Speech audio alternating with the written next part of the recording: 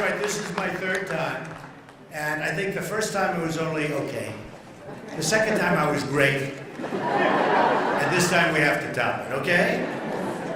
Thank you all for being here. Before we begin, really, I want to thank Ralph Reed. He's been an amazing guy, an amazing support, terrific man, and it's a great honor to be invited back so many times. And I'll be here as often as I can, believe me, because I'm with you 100%. I also want to thank so many, I've had so much support. As you know, we've done very well with the evangelicals and with religion, generally speaking. If you look at what's happened with all of the races, whether it's in South Carolina, I went there and it was supposed to be very strong evangelical, and I was not supposed to win, and I won in a landslide. And so many other places where you had the evangelicals and where you had the heavy Christian groups, and it was just, it's been an amazing journey to have, I think we won 37 different states. And the support that I've had from you folks has been incredible, and I appreciate it very much. I happen to be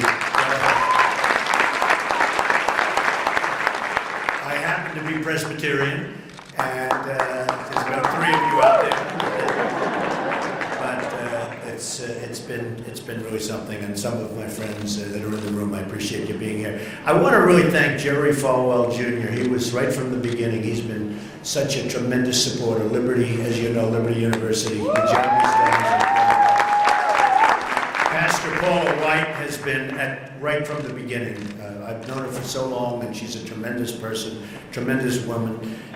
Pastor Mark Burns, I don't know if you've watched him on television. Between him and Pastor Darrell Scott, these two guys are phenomenal.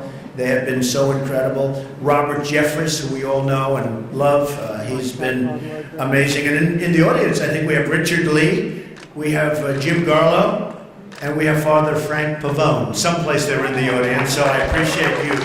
I appreciate you being here.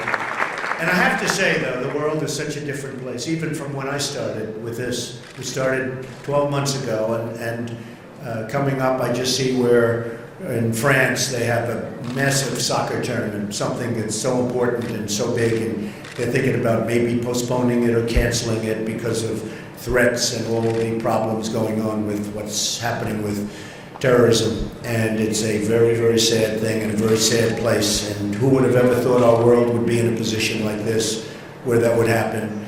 But yeah, you just see event after event. Radical Islamic terrorism is just, taking over, and we can't let that happen. We cannot let that happen.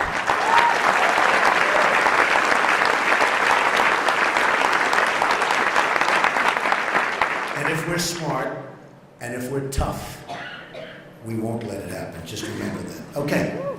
It's an honor to speak here today and discuss our shared values.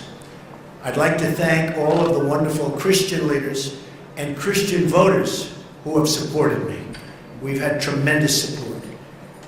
Here we are, and here are the goals, and I thought I'd put some of these together, and I did it just the other night because of this meeting, and I wanted it to come from me, from my heart.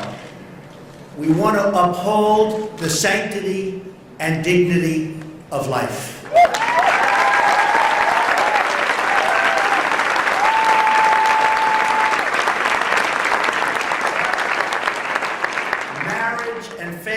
As the building block of happiness and success. So, and by the way, I know many very successful people. The happiest people are the people that have that great religious feel and that incredible marriage, children. It's more important than the money, folks. Believe me, I know plenty with lots of money and they're not happy people. Religious freedom, the right of people of faith to freely practice their faith. So important. Freedom of any kind means no one should be judged by their race or their color, and the color of their skin should not be judged that way. And right now we have a very divided nation. We're going to bring our nation together. If I win, we're going to bring our nation together.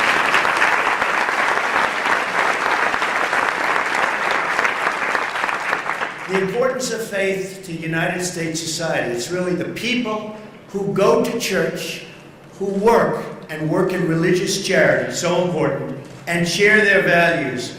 These are the foundations of our society. We must continue to forge our partnership with Israel and work to ensure Israel's security.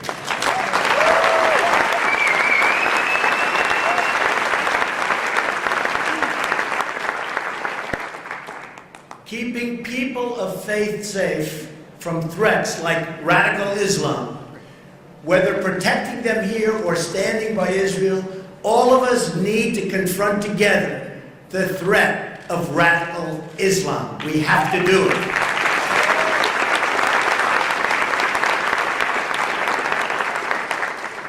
Now, Hillary Clinton, or as I call her, Crooked Hillary Clinton,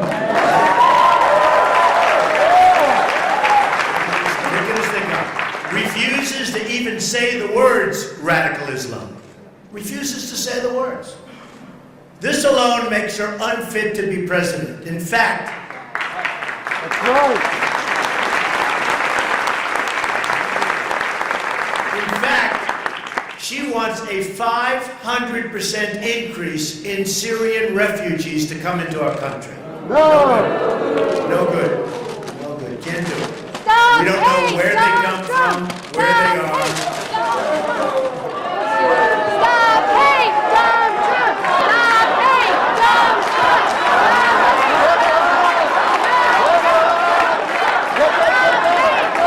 Trump! Stop hate, Donald Trump! Refugees are welcome here!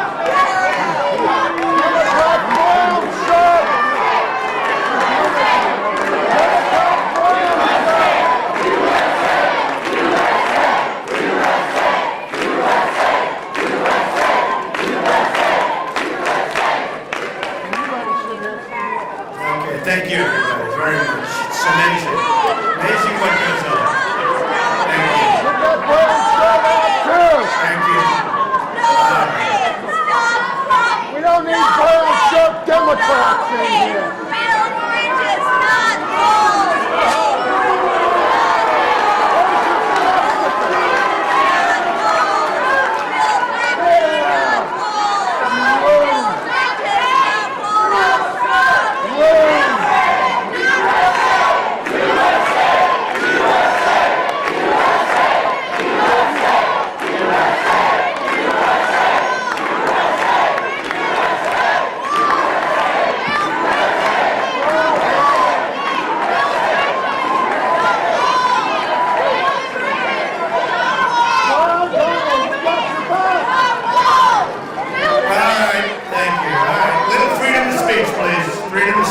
Thank you.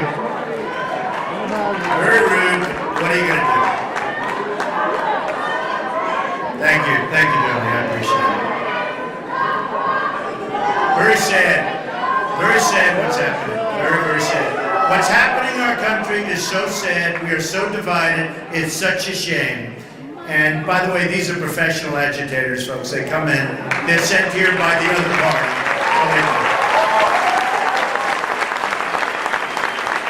Where we left, 500% increase in Syrian refugees. Without documentation, we don't know where they come from. Hillary will bring hundreds of thousands of refugees, many of whom have hostile beliefs about people of different faiths and values, and some of whom absolutely and openly support terrorism in our country. We don't need that. We have enough problems. We have enough problems right now.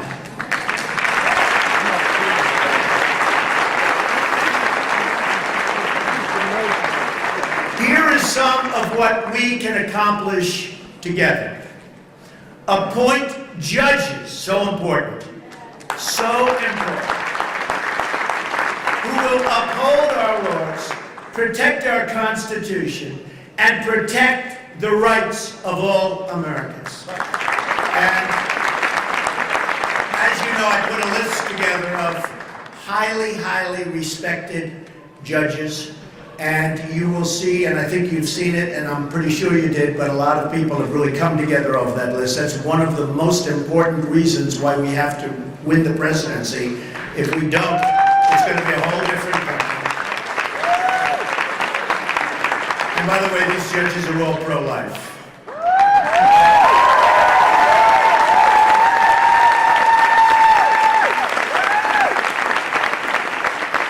We will restore respect for people of faith who dutifully raise their children, follow our laws and rules, and we have to really take care of our neighbors, because right now our neighbors are not being taken care of. We have to restore the rule of law on our border, in our government, no matter where it is. It has to be restored.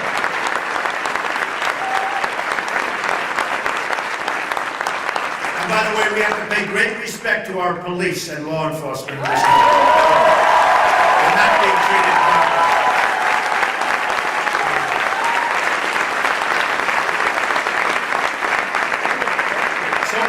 This includes tough new ethics rules to restore dignity to the office of the Secretary of State, which it hasn't had in a while, folks. Among being the worst deal makers I have ever seen. If you look at the Iran deal, truly one of the worst deals I've ever seen negotiated. We will protect the right of churches to speak their minds on political matters free from intimidation.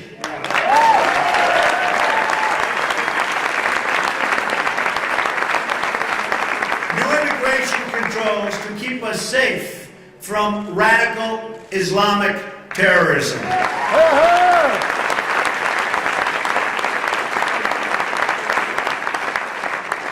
Here is what Hillary Clinton would do to our country. She'll appoint radical judges who will legislate from the bench, overriding Congress, and I'll tell you, the will of the people will mean nothing. Nothing. Her judges will abolish the Second Amendment and destroy the rule of law. She wants to abolish the Second Amendment. And I will tell you, the National Rifle Association, the NRA, 2 weeks ago endorsed Donald Trump. So I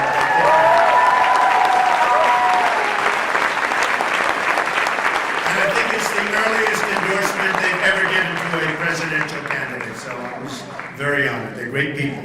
Great people. She will keep Obamacare in place, which puts medical decisions in the hands of government.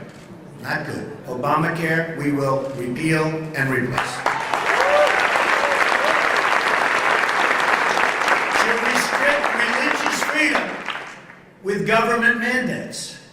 She'll push for federal funding of abortion on demand up until the moment of birth, which is where she is, as you know. She will undermine the wages of working people with uncontrolled immigration, creating poverty and income insecurity. Hillary Clinton's Wall Street agenda will crush working families. She'll put bureaucrats, not parents, in charge of our lives, and our children's education can't have it. She'll be trapping kids in failing schools. She'll plunge our inner cities into even deeper poverty, if that's possible. Hillary's agenda of taxation, and she wants to raise your taxes, big league, folks, big league. Get used to it, hear it. She wants to raise your taxes tremendously. Regulation, bureaucracy, government control, and open borders have economically destroyed our inner cities. Her policies will be a crushing blow to all poor people in this country. Her education policies, her economic policies, her immigration policies, and her trade policies will plunge our poor African American Hispanic communities into turmoil and even worse, despair. Believe me, you look at what's going on. The Democrat Party has run the school boards and the police departments and the city councils and the mayor's offices in most of our inner cities, almost all of our inner cities. They've run congressional offices. They've horribly failed in almost every single community. In fact, you could actually say in every community. I'm going to turn things around.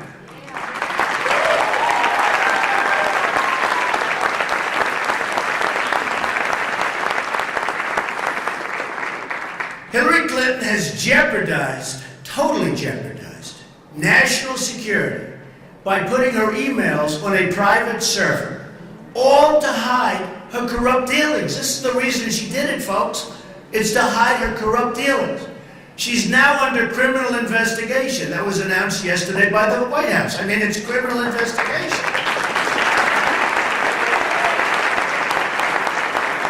First time ever, by the way, a president of the United States endorsed somebody under criminal investigation. Interesting. She even appointed to the National Security Board someone with no national security experience. Instead, he was a donor, a recent donor, to Hillary Clinton's campaign, and also gave as much as $250,000 to his foundation. They all looked, they said, where did this guy come from? He made a contribution of $250,000. All of a sudden, he's on this very important and vital board. This position dealt with tactical nuclear weapons and had top secret clearance. And he knew nothing about it. Bill and Hillary made $153 million giving speeches to special interest groups since 2001. It's a lot of money. That's a lot of money. These donors own Hillary Clinton. They own her. And Bernie Sanders was right about that, I have to tell you. If you work, it's true.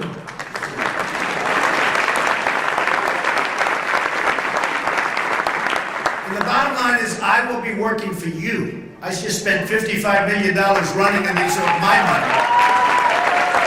I don't know. Not easy. I just spent $55 million of my money running in the primaries. Other people spent many times that amount, and they didn't do so well. Okay. But I work for you. I'm working for you. I'm doing this because I want to get back. I want to get back. I want to get back to our country. Together, friends, we will chart a new optimistic course for America. We will put America first.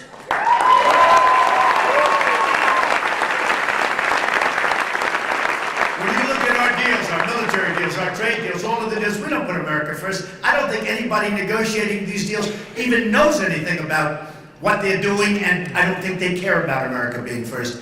I care, and you care, and that's the way it's going to be. And that's a big, big part of why I'm challenging Hillary Clinton today to replace her support for increased refugee admissions. We have to do it for a new jobs program for our inner cities. We have to take care of the people that are here.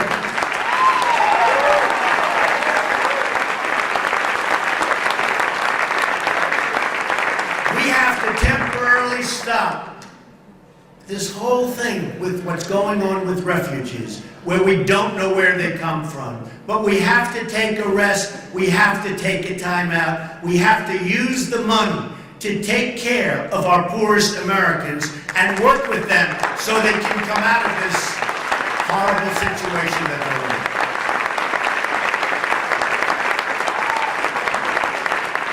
they're in. We will restore faith to its proper mantle in our society. That's what we have to do, and we have to do that soon. We will respect and defend Christian Americans. Christian Americans. We will give parents control over their schools. So important. We'll uphold the values our founders gave us, which we're not doing now.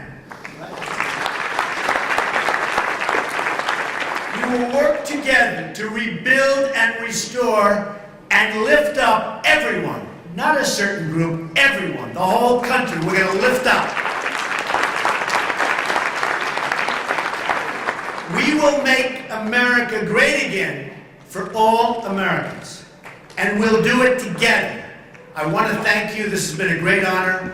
Amazing friendships I have in this room. Thank you all very much. Appreciate it. Thank you very much. Thank you.